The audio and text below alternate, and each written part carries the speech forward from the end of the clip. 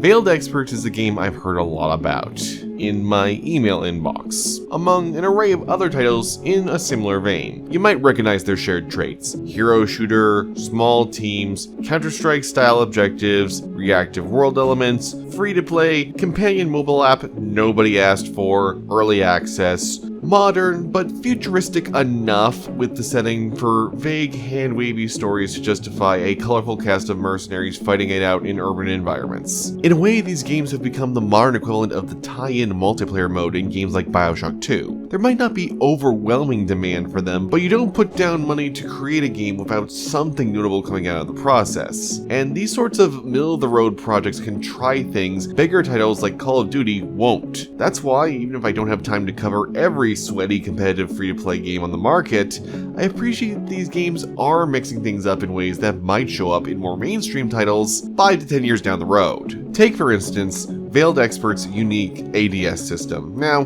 traditionally I loathe aim down sights as it's rarely incorporated in a way other than compensating for console analog sticks, but Veiled Experts, due to its unique third-person camera, offers something different. There are 3 ways to refine your aim. Free aim is obviously the least accurate, and if you hold the aim key, standard third-person aiming kicks in, like in Gears of War or Uncharted. But if you tap it, then you get a limited time first-person aim down sights that severely limits your view, has a countdown till you need to refresh, and that meter it drains, it doubles for your sprint and rolling abilities. It's a nicely balanced system. Plus, it doesn't instantly snap you to a target, it just gives you greater accuracy, so there's still viability in running around with a shotgun or spraying and praying if you've got the ammo to make it count and the right reflexes. Also, in a surprising turn of events, the inclusion of Battle Royale mechanics are a genuine benefit, despite there being no such mode currently in the game. While the cynic in me expects that might change if this game ever escapes its mixed reception on Steam, I do like how looting is a risky option. Healing items can be saved, and the map is constantly changing where you can and cannot proceed without taking damage. Revives are even an option in modes with regular respawns,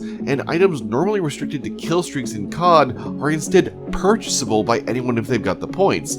Plus, your teammates can pass you points if they're communicating and coordinated, which is especially key in a game like this. Finally, in the only objective-based mode, there's this new quirk of being able to invest your points earned into team boosting categories instead of just saving up for the best gun. So if you've got a more skillful teammate or just want to help, you can invest towards these 3 different perk trees with legitimately game-changing benefits for you and your allies. Everything from being able to have more ammo or get a discount on buying equipment. It's fantastic. These are truly great ideas, as are things like characters getting unique weapons for free that go with their kit in certain modes, like a scanner bow and arrow that, while not useful in direct combat, can be handy in the early stages of battle. Plus, I love that everyone can see the scanning radius, leading to a little psychological warfare. That's a really nice touch. The problem is, this is still one game amid dozens of others that to the average consumer look exactly the same, all while competing for roughly that same audience. You can only fish from the same pond for so long until someone's already got their hooks in the best catch. In this case, you're competing with the likes of Crossfire.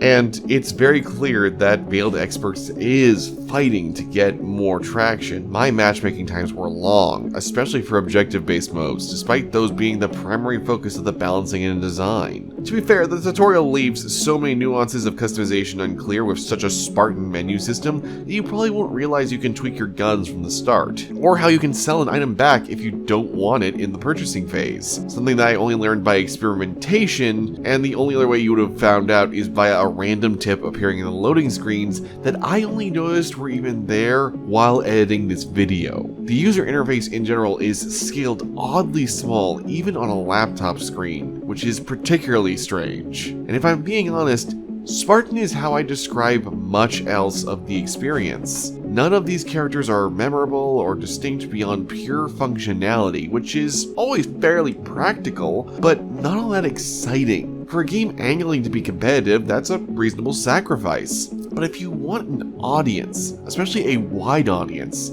you need to have more going on than discount John Wick and Tracer shooting up a bombed out bridge straight out of Call of Duty while dressed up like fashion models. Even something as all-consuming of IP as Fortnite primarily succeeds through its own setting and sense of style. There's a distinct aesthetic there, not just them having that thing you like in the latest seasonal update. If that's all it took, then I would have been playing it once they added Isaac Clarke from Dead Space. I don't envy the people working on Veiled Experts as they grapple with this inherent contradiction. They want to make something really competitive, but they need to have wide appeal, but are clearly working on a tight budget given the current scope of things. They do have some fascinating ways to reincorporate ideas from other multiplayer games. I do think there's some clear talent on show here. It's just the things that make Veiled Experts unique could just be modifiers in any number of other more popular games. Which again, it's not bad. Veiled Experts is perfectly fine, but it's also clear that what it's trying to be isn't close to what the development team would be capable of if they weren't working within these genre constraints. Instead, it's relegated to being another swing at claiming the seat of the hot new multiplayer competitive sweatfest that so many are trying for.